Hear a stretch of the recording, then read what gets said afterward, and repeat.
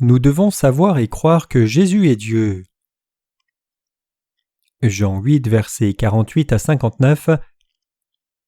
Les Juifs répondirent et lui dirent : « Ne disons-nous pas bien que tu es un Samaritain et que tu es un démon ? » Jésus répondit : « Moi je n'ai point un démon, mais j'honore mon Père, et vous, vous jetez du déshonneur sur moi. Mais pour moi je ne cherche pas ma gloire. Il y en a un qui cherche et qui juge. En vérité, je vous dis, si quelqu'un garde ma parole, il ne verra point la mort à jamais. » Les Juifs donc lui dirent : « Maintenant nous connaissons que tu es un démon. Abraham est mort et les prophètes, et toi tu dis, si quelqu'un garde ma parole, il ne goûtera point la mort à jamais. Es-tu plus grand que notre père Abraham qui est mort ? Et les prophètes sont morts. Que te fais-tu toi-même ? » Jésus répondit : « Si moi je me glorifie moi-même, ma gloire n'est rien. C'est mon Père qui me glorifie, lui de qui vous dites il est notre Dieu. Et vous ne le connaissez pas, mais moi je le connais. Et si je disais que je ne le connais pas, je serais menteur semblable à vous. Mais je le connais et je garde sa parole. Abraham votre père a tressailli de joie de ce qu'il verrait mon jour, et il l'a vu et s'est réjoui. » Les Juifs donc lui dirent : « Tu n'as pas encore 50 ans et tu as vu Abraham. » Jésus leur dit : « En vérité, je vous dis, avant qu'Abraham fût, je suis. » Ils prirent donc des pierres pour les jeter contre lui, mais Jésus se cacha et sortit du temple. L'étude des Écritures d'aujourd'hui est la dernière partie de l'Évangile de Jean chapitre 8. Ce passage des Écritures nous dit clairement que les Juifs n'ont pas idée de qui était vraiment Jésus. Donc les Juifs ont commencé à se quereller avec Jésus. « N'avons-nous pas eu raison de dire que tu es un Samaritain et que tu es un démon ?» Jésus répondit : « Je n'ai pas de démon, mais j'honore mon Père et vous me déshonorez. » Non seulement au chapitre 8, mais aussi dans l'Évangile de Jean chapitre 1, Dieu parle de cette question vraiment importante, à savoir qui est Jésus-Christ. Jésus-Christ est la substance de la lumière et la vie. L'univers entier a été créé par lui. Jésus-Christ est le Fils de Dieu, le Créateur de toutes choses et le Maître de tout. Et étant venu à nous comme ce Sauveur, il nous a ainsi sauvés de tous nos péchés et a fait de nous ses propres enfants. Qui pensez-vous que Jésus est réellement ? Quelle serait la preuve la plus cruciale qui nous permettrait de croire en Jésus comme le Sauveur ? Cela dépend de si nous connaissons, reconnaissons et croyons en Jésus. Nous pouvons posséder la foi parfaite en mettant le fondement de notre foi sur le fait que Jésus est le Fils de Dieu et le Sauveur, qui est venu pour nous sauver, vous et moi, du péché. En d'autres termes, nous devons avoir une claire compréhension de qui est réellement Jésus. Est-il le Créateur de ce monde et de l'univers ? Sinon, est-il alors juste une simple création ? Vous devez donc réaliser que Jésus-Christ est le Fils de Dieu, et en venant à nous par l'évangile de l'eau et de l'esprit, il est devenu notre vrai Sauveur. C'est seulement si nous croyons ainsi que nous serons capables de posséder la vraie foi. Alors que nous croyons en Jésus comme le Sauveur, et ayons les questions correctes aux questions comme « Jésus-Christ est-il vraiment le Créateur ? Est-il vraiment Dieu dans nos cœurs ? » nous posséderons la vraie foi. L'une des questions les plus importantes que les chrétiens ont aujourd'hui, c'est « Jésus est-il vraiment Dieu ? Est-il le Fils de Dieu ?» Si les chrétiens n'ont pas la bonne réponse à ces questions, ils ne pourront pas rencontrer l'évangile de l'eau et de l'esprit dans son état parfait, et si cela arrivait, alors leur foi n'aurait rien à voir avec Dieu, mais serait une fausse foi fabriquée par les pensées humaines, et à cause de cette situation tragique, les gens ne pourront pas échapper à l'incrédulité. Donc si vous et moi désirons vraiment posséder la vraie foi de tout notre cœur, nous devons avoir une claire compréhension de qui est vraiment Jésus. Nous devons donc croire en Jésus étant Dieu, le Créateur et le Sauveur. Si la connaissance et la foi à ce sujet important est claire, les gens pourront facilement rencontrer l'évangile de l'eau et de l'esprit. Cependant, si les gens n'ont pas la connaissance correcte concernant la divinité de Jésus, ils ne seront pas capables de devenir de vrais chrétiens approuvés par Dieu, mais des gens de religion du monde. Ces gens seront alors un groupe de chercheurs de vérité insensés qui cherchent Dieu selon leur propre volonté et connaissance. Voyant que nous avons déjà trouvé la vérité réelle du salut par l'évangile de l'eau et de l'esprit, si nous devenons quelqu'un qui méprise d'avoir trouvé la vérité, continue de chercher d'autres vérités du salut, nous ne serions jamais en mesure de trouver la vérité, jamais. Depuis le moment de notre naissance, nous, en tant qu'humanité, cherchons la vérité du salut. Beaucoup deviennent des ouvriers fidèles de Dieu, en croyant dans la parole donnée par Jésus-Christ et arrivant au vrai salut en sachant, par l'évangile de l'eau et de l'esprit, qui est vraiment Jésus. Jésus est le Dieu saint, le vrai Créateur et notre Sauveur. Cependant, pour ceux qui n'ont pas rencontré ou refusent de croire dans l'évangile de l'eau et de l'esprit, et puisqu'ils n'ont pas la connaissance parfaite sur Jésus, leur foi va se détériorer en quelque chose d'inutile à la fin. Les gens comme cela deviennent perdus spirituellement, et même s'ils essayent de chercher le Dieu de la vérité, ils errent sans but puis meurent, ne sachant pas qui est réellement Jésus ni où ils peuvent le rencontrer. Donc tout le monde doit avoir l'évangile de l'eau et de l'esprit dans son cœur, qui est placé comme une vraie boussole pour la vie, mettant ainsi un but clair selon la direction donnée par cette boussole. Alors quand ils vont dans telle direction, ils peuvent mener une vie digne en recevant les bénédictions pour toujours en ayant rencontré celui qui donne la vie éternelle. Donc tout le monde, indépendamment de qui que ce soit, doit clairement savoir et croire qui est Jésus réellement, en croyant dans l'évangile de l'eau et de l'esprit. Jésus dit « J'honore mon Père, donc ce que je dis c'est la vérité car je dis ce que Dieu le Père m'a montré. » Le Seigneur dit fréquemment « Dieu le Père m'a envoyé, Dieu le Père témoigne de moi. » Alors certains Juifs incrédules disaient que Jésus était un Samaritain et d'autres disaient qu'il était possédé de démons. Ces paroles auraient pu fortement blesser l'orgueil de Jésus. Dire à un Juif qu'il était un Samaritain à cette époque était la pire chose que quelqu'un aurait pu dire. Cela voulait dire « Tu es un sous-homme, tu es quelqu'un d'indigne de fréquentation », comme quelqu'un qui essaye de vivre en trompant les autres, boire du vin et ne pas travailler de soi-même. Appeler quelqu'un Samaritain aurait été pareil qu'insulter la personne. Donc les Juifs considéraient Jésus comme un Samaritain par leur mépris profond pour lui. De plus, ils ont même dit que Jésus était possédé d'un démon. La condition de cœur de ces Juifs à l'époque n'est pas différente de celle des religieux du monde aujourd'hui. Ces gens ne croient pas dans la divinité de Jésus, ni en Jésus étant Dieu. De plus, et c'est plus important, ils ne croient pas au fait que Jésus soit le Sauveur qui est venu par l'évangile de l'eau et de l'esprit. Les religieux ne croient pas dans la justice de Dieu, et tragiquement ils n'ont pas une croyance correcte en Jésus-Christ, qui est venu par l'évangile de l'eau et de l'esprit. Les gens comme cela prétendent seulement croire en Jésus comme le Sauveur en accord avec leurs propres pensées et pour le bénéfice de leur propre chair. Quand nous analysons les adeptes des religions du monde, nous pouvons voir clairement qu'ils ne sont rien de plus que des hypocrites. Ils créent des dieux par leurs propres pensées et utilisent cela au profit de la chair. Ces gens du point de vue de Dieu se moquent de Dieu. Dans ce monde, il y a réellement un Dieu Yahweh et Jésus-Christ réside dans le cœur de ceux qui croient dans l'évangile de l'eau et de l'esprit. Mais puisque ces gens religieux croient dans des dieux qu'ils ont créés, s'inclinant et les servant, leur foi est devenue inutile. Ces gens sont ennemis de Dieu. Pour eux, il n'y a pas de Dieu qui les ait créés. Ils sont des gens vulgaires qui croient en de mauvais esprits qu'ils ont créés pour le profit de la chair. Pour toute la création, il y a Dieu, mais pour les gens comme cela, il n'y a pas de Dieu. Ils professent croire en Dieu bien qu'il n'ait pas de Dieu. Ceux qui continuent de vivre sans Dieu doivent réaliser qu'ils sont grandement dans l'erreur. Si votre foi est comme celle des adeptes des religions du monde, vous devez être réveillés et vraiment vous repentir et revenir à l'évangile de l'eau et de l'esprit sans faute. Les gens qui ne croient pas dans la parole donnée par Jésus concernant l'évangile de l'eau et de l'esprit et ne connaissent pas Jésus comme le maître de toute la création qui a créé toute chose, sont les ennemis de Dieu même s'ils croient. S'ils croyaient en Jésus comme le Sauveur sans avoir la foi qui reconnaît que Jésus est vraiment Dieu, leur foi serait comme un arbre sans racines. Pourquoi ? Parce que Jésus ne pourrait pas nous sauver, vous et moi, de tous les péchés du monde s'il n'était pas Dieu, qui nous a créés et tout ce qui est dans cet univers. Il est donc le Dieu parfait. Si Jésus-Christ n'était pas le vrai Dieu, cela voudrait dire que nous avons cru en quelqu'un qui n'était pas Dieu le Sauveur. Ainsi notre foi aurait été un mensonge. Une telle foi serait une foi gravement fausse.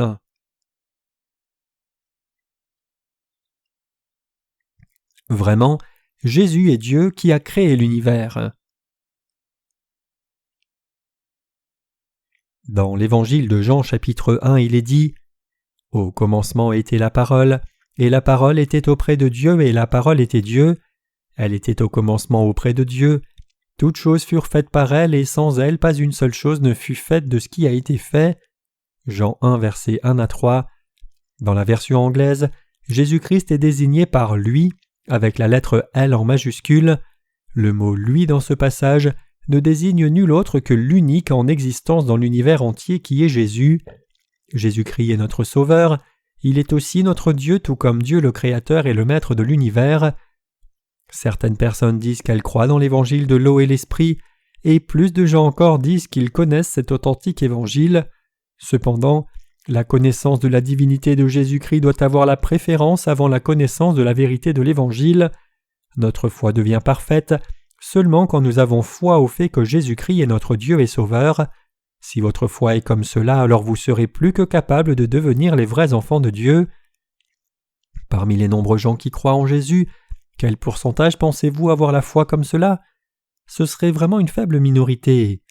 Prenant en compte que les chrétiens sont environ 1 milliard aujourd'hui, quel pourcentage parmi eux se trouverait vraiment croire que Jésus est Dieu? Ce que je vous demande réellement, c'est quel pourcentage de gens pensez-vous qui connaissent vraiment et croient dans l'évangile de l'eau et de l'esprit? Peut-être qu'il y aurait 0,1% de chrétiens tout au plus. Peu de gens peuvent répondre à la question suivante avec foi. Croyez-vous dans la vérité que Jésus est vraiment Dieu qui a créé les cieux et la terre? Croyez-vous au fait que Jésus-Christ est notre Dieu le Sauveur? Croyez-vous au fait que Jésus-Christ est le Rédempteur qui est la vérité? Beaucoup de théologiens chrétiens de ce monde aujourd'hui enseignent la théologie sans croire que Jésus est réellement Dieu. Cette situation tragique est malheureusement la vérité. Si nous devons vraiment croire dans la parole d'évangile de l'eau et de l'esprit, sachant que Jésus est Dieu, nous serons capables de croire en chaque parole de Jésus donnée dans la Bible. Alors aucune partie de la Bible ne serait incroyable ou difficile. Si nous savons que Jésus est Dieu et si nous croyons dans l'évangile de l'eau et de l'esprit donné par Dieu, alors nous saurons que toute parole qu'il a donnée est la vérité et nous pourrons ainsi croire. Une fois que vous avez la vraie foi dans la divinité de Jésus, il sera facile comme tout pour vous d'obtenir votre salut du péché et la vie éternelle en croyant dans l'évangile de l'eau et de l'esprit. Mais la situation tragique, c'est que la plupart des gens doutent de toute parole donnée par Jésus, et donc sont incapables de croire parce qu'ils sont incapables de croire que Jésus est réellement Dieu. Puisque les gens bornés comme cela ne savent pas que Jésus est réellement Dieu, ils sont incapables de croire en l'évangile de l'eau et de l'esprit. Parmi les paroles données par Jésus, ils essaient de comprendre seulement ce qu'ils sont capables de comprendre, mais refusent de croire en toutes ces autres paroles qui ne peuvent pas facilement être comprises par leurs pensées charnelles. Donc à cause de cela, la plupart des grands théologiens de ce monde disent des choses comme cela. Si quelqu'un croit en Jésus, cette personne ira au ciel, mais même si une telle personne professe une autre religion en dehors du christianisme, cette personne sera toujours capable d'aller au ciel si cette personne mène une vie vertueuse. Nous appelons ces gens les pluralistes religieux. Pourquoi pensez-vous que ces pluralistes religieux disent des choses aussi absurdes? C'est parce qu'ils ne croient pas au fait que Jésus est vraiment Dieu, ni dans l'évangile de l'eau et de l'esprit. Donc les gens qui suivent les théologiens et pasteurs comme ceux-là qui ne sont pas encore vraiment nés de nouveau ne seront pas capables de recevoir la rémission des péchés. Nous devons savoir que tous les chrétiens ne reçoivent pas le salut. Pourquoi est-ce ainsi? C'est parce qu'ils croient et adhèrent à tous les faux enseignements de ceux qui ne sont pas encore vraiment nés de nouveau. Si c'est ainsi, alors qui sont ceux qui ont le Saint-Esprit dans leur cœur? Ce sont ceux qui savent et croient que Jésus est Dieu et que l'évangile de l'eau et de l'esprit est le seul évangile de vérité. Quand quelqu'un qui croit dans l'évangile de l'eau et de l'esprit prêche cette vérité d'évangile à d'autres gens, cet évangile purifiera vraiment leurs péchés. Puisque le Saint-Esprit travaille avec ceux qui croient dans la parole de Dieu, il donne la rémission des péchés et vient dans le cœur de ceux qui croient vraiment dans l'évangile de l'eau et de l'esprit. Puisque le Saint-Esprit a apporté la vraie foi par la parole de Dieu, il devient possible aux croyants de recevoir le salut par leur foi dans la parole de Dieu. Ces gens qui sont incapables de croire en Jésus comme Dieu vont à la fin tomber dans leur propre destruction parce qu'ils seront incapables de recevoir la délivrance de tous leurs péchés. C'est parce qu'ils ont été incapables de croire en l'évangile de l'eau et de l'esprit donné par Dieu. Quand les pasteurs qui ont un cœur incrédule donnent des sermons, même s'ils prêchent en citant la parole de Dieu mot à mot, ces sermons nourriraient seulement la foi erronée de leurs adeptes. Toutes leurs paroles ne seraient rien de plus que des paroles hypothétiques. Leurs sermons sont tous basés sur la chair et ne sont rien que des mensonges. Pour cette raison, nous devons réaliser que nous pouvons posséder la vraie foi correcte seulement en croyant que Jésus est Dieu et que l'évangile de l'eau et de l'esprit est la seule vérité du salut. Juste parce que quelqu'un est diplômé d'une école théologique reconnue ne signifie pas que cette personne maîtrise toutes les paroles de Dieu. Être diplômé de 4 années d'école biblique et de 2 années d'école théologique, signifie seulement que la personne a appris les bases de la théologie et rien de plus. Cela ne signifie pas que cette personne ait appris et tout connu sur la justice de Dieu. Par le séminaire théologique, la seule chose qu'une personne a apprise, c'est une série de termes techniques créés par les théologiens. La réalité tragique, c'est que tout ce qu'ils ont appris à l'école théologique, ce sont des cours généraux d'une science du monde. Il n'y a vraiment rien de spécial. De nos jours, être diplômé d'une école théologique veut seulement dire ne rien avoir de plus qu'un type d'apprentissage du monde. À cause de cette situation, nous devons individuellement apprendre qui est réellement Jésus. Mais grâce à Dieu, nous savons déjà tout sur le sujet et croyons en Jésus étant Dieu et en l'évangile de l'eau et de l'esprit. Mais en dépit de cela, je voudrais vous demander, l'évangile de l'eau et de l'esprit donné par le Seigneur est-il crédible dans votre cœur? L'acceptez-vous tel qu'il est? Si quelqu'un n'est pas encore né de nouveau en croyant dans l'évangile de l'eau et de l'esprit, alors je suis désolé de dire qu'une telle personne sera toujours sous la malédiction de la loi. Beaucoup de gens croient en Jésus et fréquentent l'Église, mais quelqu'un qui croit dans l'évangile de l'eau et de l'esprit donné par Jésus entend la vraie parole de Dieu. Cela sera agréable pour lui et ce sera un bénéfice pour son cœur et son âme. Mais pour quelqu'un qui n'est pas encore né de nouveau, la parole de Dieu ne sera d'aucun bénéfice du tout. Pour une telle personne, ce sera comme si c'était un appel ou une exhortation lui disant de mieux faire. Aussi les gens comme cela oublient la parole peu de temps après l'avoir entendue.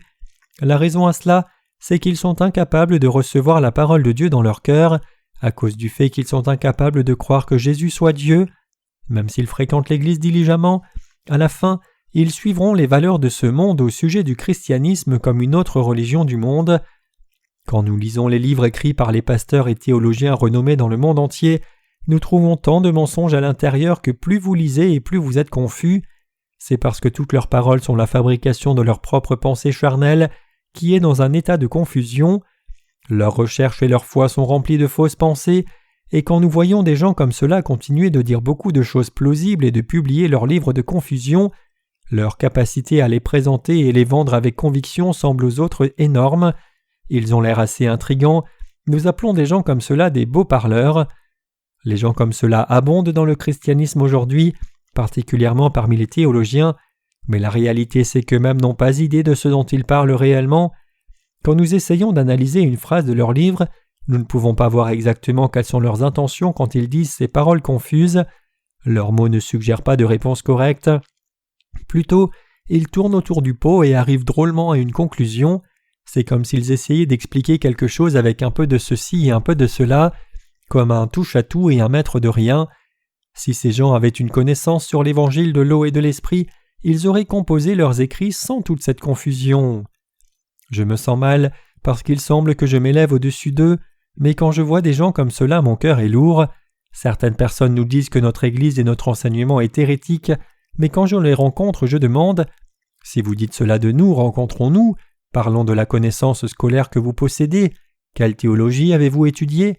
Qu'avez-vous vraiment appris par vos études de théologie ?» Quand je les questionne comme cela, ils confessent qu'ils ne connaissent rien de profond, mais plutôt le fait qu'ils ont juste étudié la théologie. Alors je commence à les questionner davantage en disant « J'ai étudié la théologie calviniste pendant 10 longues années. Quelle est donc l'idéologie théologique que vous avez apprise ? Après tout, n'avons-nous pas appris que Jésus est Dieu ? La foi chrétienne la plus importante est si oui ou non nous croyons dans la divinité de Jésus et si oui ou non nous croyons dans l'évangile de l'eau et de l'esprit. Le thème scolaire dans la théologie chrétienne aujourd'hui, c'est d'apprendre seulement des termes et idéologies théologiques. Les gens qui ont appris la théologie mélangent leurs paroles avec la terminologie théologique, faisant ceux qui ne sont pas familiers aux termes théologiques se sentir ignorants. À cause de cette attitude condescendante ou théologique, les laïcs ne sont pas capables de dire que la foi de ces dirigeants chrétiens est fausse. Mais puisque nous qui sommes vraiment nés de nouveau croyons que Jésus est vraiment Dieu, nous sommes capables de discerner et dire que les paroles de ces théologiens reviennent à rien à cause de notre foi au vrai évangile. Dans l'évangile de Jean chapitre 8 verset 51, Jésus dit « En vérité, je vous le dis, si quelqu'un garde ma parole, il ne verra point la mort. » Jésus peut dire des paroles comme cela parce qu'il est Dieu. Pensez-y encore une fois, qui peut dire des paroles comme cela ? Qui peut oser dire « Si vous gardez ma parole, vous ne verrez pas la mort » ? Bouddha peut-il dire cela ? Socrate ou peut-être Confucius peut-il dire cela ? Seul Jésus-Christ qui est Dieu peut dire des paroles comme cela. Seul quelqu'un comme Jésus-Christ, qui a le pouvoir de gouverner l'univers, peut dire ces paroles. Et puisque vous êtes ceux qui croyez dans l'évangile de l'eau et de l'esprit, vous êtes les plus bénis. Êtes-vous capable par vous-même comme Jésus de dire « Si vous gardez ma parole, vous aurez la vie éternelle et ne verrez pas la mort » Êtes-vous assez confiant pour dire quelque chose comme cela? Vous ne pouvez pas vraiment dire de telles paroles. De plus, vous ne pouvez pas dire ces paroles consciemment. Si vous le faites, vous serez certainement considéré comme un psychopathe. Donc quand les Juifs lui ont dit qu'il était possédé d'un démon, Jésus les a repris. Jésus était vraiment dépassé. Les Juifs considéraient Jésus comme un simple être humain, et à cause de cela leur cœur était plein de ressentiment, parce qu'ils pensaient que Jésus était condescendant envers eux. Quand tu nous regardes, nous avons l'air de déchets. À cause de leur humanité, leurs sentiments étaient touchés, et la rage brûlait en eux. Mais puisque Jésus est Dieu, il pouvait dire des paroles comme cela aussi souvent qu'il le désirait. C'est très important de croire que Jésus est Dieu. Quand nous croyons en Jésus, nous devons croire en lui avec la connaissance de l'évangile de l'eau et de l'esprit, et donc nous parlons comme si c'était très facile d'avoir la foi, donc nous devons reconnaître cette foi dans l'évangile de l'eau et de l'esprit. En d'autres termes, notre foi en Jésus qui est Dieu est un incontournable pour croire correctement dans l'évangile de l'eau et de l'esprit. Puisque nous avons accepté la divinité de Jésus, nous sommes capables de recevoir le salut. En croyant en Jésus qui nous a sauvés en descendant sur la terre, recevant son baptême, mourant à la croix et ressuscitant d'entre les morts, avec le prémisse que Jésus-Christ est Dieu, nous devons croire qu'il nous a sauvés de tous nos péchés par l'évangile de l'eau et de l'esprit. Cette foi est la foi correcte. Vous devez reconnaître que vous menez une vie de foi parmi des gens bien, entendant la parole comme ils l'ont fait. Le fait que nous soyons rassemblés comme cela, ayant établi une assemblée pour le Seigneur, est quelque chose de vraiment bien. Ce que l'Église de Dieu enseigne n'est pas quelque chose qu'on entend n'importe où dans ce monde. Dire quelque chose de mal au milieu d'un sermon est aussi une bonne chose. Une fois que vous êtes là-bas dans le monde, vous ne pourrez même pas être rejeté ou voir qu'on parle mal de vous. Donc vous devez toujours tracer une ligne claire entre ceux qui sont nés de nouveau et ceux qui ne sont pas encore nés de nouveau. Les gens qui ne sont pas vraiment nés de nouveau ne peuvent pas prendre part au travail de l'Église. N'importe qui ne peut pas être heureux avec nous. Nous ne pouvons pas saluer n'importe qui. Quand les Juifs voient un gentil, ils voient en réalité un chien, et donc quand un Juif est tué par ces chiens, ils sortent leurs avions de guerre et anéantissent complètement ces chiens qui ont tué un Juif en bombardant à saturation. Pourquoi? C'est à cause de leur croyance que les gentils sont des chiens. Ils pensent qu'il n'y a rien de mal à tuer des chiens en grand nombre. Tuer un chien pour eux, c'est comme tuer 5000 chiens.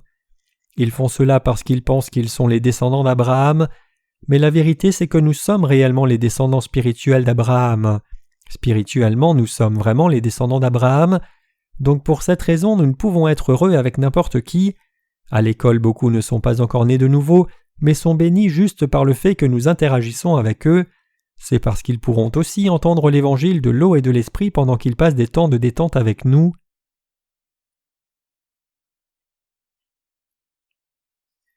Les Juifs ne croyaient pas au fait que Jésus est Dieu. Dans l'évangile de Jean chapitre 8 verset 53, les Juifs se sont mis très en colère et ont dit « Es-tu plus grand que notre père Abraham qui est mort, et les prophètes sont morts, qui te fais-tu toi-même » Maintenant ils sont devenus complètement fous. Abraham est mort et les prophètes sont aussi morts, qui te fais-tu toi-même, qui es-tu réellement? Ils se sont mis en colère parce qu'ils ne pouvaient pas croire que Jésus est Dieu. Il y avait eu beaucoup de prophètes, comme le prophète Ésaïe et le prophète Ézéchiel. Moïse était aussi un prophète. Donc les Juifs croient que Moïse était le plus grand parmi tous les prophètes. Ils ont donc insisté sur leur notion disant « Es-tu donc plus grand que Moïse? Es-tu plus grand que tous les prophètes? Qui es-tu » Abraham est considéré comme le plus grand, et toi tu nous dis que tu es plus grand que lui. Mais puisqu'Abraham est mort aussi bien que les prophètes, qui es-tu? Jésus et les Juifs étaient excédés sur ce sujet. Jésus est Dieu, mais puisque ces gens ne croyaient pas en ce fait, ils se sont énervés quand ils entendaient les paroles de Jésus. Même si Jésus disait que ceux qui l'écoutent ne mourront pas, les Juifs ont ridiculisé Jésus en disant qu'il était un Samaritain et qu'il était possédé d'un démon. Ils étaient totalement à l'opposé les uns des autres. Si Dieu devait avoir une conversation avec les humains, sa création, ne pensez-vous pas qu'ils seraient en mesure de se comprendre l'un l'autre? Celui qui est au-dessus de toute chose avec une puissance omnipotente peut tout embrasser et parler avec une compréhension, Mais pensez-vous qu'un humain peut comprendre la parole donnée par Dieu avec sa propre logique ? Nous pouvons seulement croire la parole de Dieu parce qu'elle est vraie, il n'y a rien d'autre à faire. Dans l'Évangile de Jean chapitre 8 verset 54, nous lisons que Jésus répondit « Si moi je me glorifie moi-même, ma gloire n'est rien, c'est mon Père qui me glorifie. » Indépendamment de qui invoque Dieu, que ce soit comme Dieu du ciel ou Dieu des cieux, le fait est que Jésus a appelé Dieu « mon Père ». Puisque Jésus est le Fils de Dieu que nous connaissons, ce Jésus a aussi créé l'univers en tant que Dieu. Il nous a créés, vous et moi, et nous a sauvés du péché. Ceux qui croient cela peuvent comprendre la parole de Dieu en la regardant simplement. Tout chrétien invoque Dieu, mais combien grande est l'autorité de ce Dieu que les gens connaissent et en qui ils croient ? Ce que je demande, c'est combien pensez-vous que l'autorité du Fils de Dieu est réellement grande ? Si vous pouvez comprendre mes paroles juste un peu, vous pourrez comprendre. Quand nous sommes en danger ou difficulté, nous cherchons et invoquons Dieu. Dieu est appelé le Créateur, et Jésus a appelé ce Dieu « mon Père ». Si c'est comme cela, combien pensez-vous que sa puissance est grande ? Quel genre d'entité pensez-vous que le Fils de Dieu serait ? Pensez-vous qu'il serait une création juste comme nous ? Il est Dieu. Dans le royaume de Dieu, nous les enfants de Dieu serons aussi des dieux pour les autres créations. La Bible dit que nous serons aussi appelés dieux à l'avenir. Jean 10, versets 34 à 35. Nous ne jouissons pas encore de cette autorité, mais à l'avenir, quand nous entrerons dans le royaume du millénium où les nouveaux cieux et la nouvelle terre, nous pourrons exercer cette autorité. Nous avons cette espérance en nous. Puisque Jésus parle comme Dieu et comme le Sauveur qui est venu sauver l'humanité de ses péchés, il est difficile aux gens communs de comprendre sa parole. Au verset 56, il est dit « Abraham, votre père, a tressailli de joie de ce qu'il verrait mon jour et il l'a vu et s'est réjoui. » Cela signifie qu'Abraham était heureux de voir l'œuvre que Jésus a faite et attendait avec patience de voir ce jour de Jésus, et il a été heureux de ce qu'il a vu. Cela signifie que Jésus était conscient de ce fait. Cette fois, les Juifs avaient parlé avec leur raison. « Tu n'as même pas 50 ans et tu as vu Abraham !» Leur logique humaine était telle qu'ils se demandaient comment Jésus, qui n'avait même pas 50 ans à ce moment-là, pouvait avoir vu Abraham. Puis Jésus leur dit « en vérité, je vous dis, avant qu'Abraham fût, je suis. » Jean 8, verset 58. C'était une déclaration surprenante. C'était quelque chose qui a rendu les Juifs fous. Probablement que s'il y avait eu des hôpitaux pour le mental à l'époque, plusieurs auraient pris des médicaments psychiatriques à cause du stress de sa parole. Perdre une bataille de mots est très nuisible pour la fierté de quelqu'un. Avant qu'Abraham fût, je suis. En d'autres termes, cela signifie que Jésus existait il y a des milliers d'années, donc les gens ne pouvaient rien faire de ses paroles et ils ont essayé de le tuer au verset 59. Ils prirent donc des pierres pour les jeter contre lui, mais Jésus se cacha et sortit du temple. Parce qu'ils ne pouvaient pas le vaincre avec des mots, ils ont dû conspirer ensemble. Quelqu'un comme lui doit être lapidé, c'est la meilleure solution. Et alors quelqu'un a dû saisir une pierre. Préparés de leur bouche, ils ont crié « Il doit être frappé à mort !» Avec une seule phrase de sa parole, nous ne pourrons pas survivre à ce stress, et en l'éliminant de cette terre, lui qui nous empêche de mener une vie normale, nous aiderons les gens à ne pas être stressés. Ils l'ont vraiment éliminé à la fin, n'est-ce pas ? N'est-ce pas vrai que ces gens qui étaient stressés tout ce temps se sont rassemblés et unis dans la haine en criant « Crucifie-le » ? Mais avant d'être crucifié, Jésus a dit « Détruisez ce temple et en 3 jours je le relèverai. » Alors les Juifs ont dit « Cela a pris 46 ans pour bâtir ce temple et tu le relèverais en 3 jours. » Mais Jésus ne parlait pas du temple dans une perspective matérielle, plutôt il parlait de lui-même. En d'autres termes, ce qu'il disait réellement c'était « Tuez-moi et je ressusciterai en 3 jours. » Quand les pharisiens ont tué Jésus en le clouant à la croix, ils se sont rappelés ces paroles. Et à cause de cela, ils sont allés chez le gouverneur romain et ont dit « Il a dit qu'il ressusciterait en 3 jours et même si c'est impossible, ses disciples pourraient voler son corps et dire qu'il est revenu à la vie. Si cela arrivait à cause de notre stress, nous ne pourrions pas survivre. » Alors le gouverneur a placé des soldats pour garder la tombe de Jésus et ils ont scellé la tombe avec une grande pierre. Ils ont monté la garde jour et nuit. En dépit de tout cet effort humain, les anges sont descendus et ont roulé la pierre qui bloquait l'entrée de la tombe. Jésus est ressuscité d'entre les morts. L'événement a surpris les soldats romains et ils ont fui par peur. Jésus-Christ est Dieu qui a créé les cieux et la terre. Jésus est le vrai Dieu. 1 Jean 5, verset 20. Jésus n'est absolument pas une création. Il n'est pas comme Confucius, Bouddha, Socrate ou un autre grand sage parmi ceux qui sont nés. Ce n'est autre que Jésus qui a créé tous les humains. Il est vraiment Dieu. Mais pourquoi est-il appelé Jésus? Parce que Dieu est venu avec sa puissance pour nous sauver du péché et de la mort. Nous l'appelons Jésus qui est Dieu. Dieu est venu en tant que Jésus, le Sauveur, comme il est écrit. Et elle enfantera un fils et tu lui donneras le nom de Jésus, car il sauvera son peuple des péchés. Matthieu 1, verset 21. Donc croire en Jésus, c'est croire en Dieu. Je vous dis que nous devons avoir la foi comme cela. Alors que vous écoutez mes sermons avec la parole, vous tendez à penser « c'est toujours la même histoire chaque jour et la conclusion est évidente », mais ce n'est pas le cas. La parole de Dieu est la parole qui diffuse la vérité et la vie dans le plus profond de votre âme et la mienne. Cette parole est la parole même donnée par notre Sauveur qui est Dieu. Quelle est la chose qui est la plus influente et importante pour vous et moi? Ce n'est autre que la parole de Dieu. Jésus-Christ, le Fils de Dieu, a fait écrire ces paroles de prophétie par ses prophètes, et en venant personnellement sur la terre dans la chair humaine et accomplissant toute justice selon la parole, il nous a donné aujourd'hui ce vrai salut. Il a rendu possible que nous sachions qui est réellement Dieu juste en lisant la parole de Dieu et de ne pas avoir besoin de voir ou entendre Dieu directement. Donc la parole de Dieu est une lettre d'amour de Dieu et la parole de vérité. Jésus-Christ est réellement la vérité éternelle. Il ne sera ignoré par personne. Aucune création ne peut être son rival. Nous sommes devenus son peuple en ayant reçu le salut de nos péchés et en croyant dans ce Jésus comme Dieu et notre Sauveur.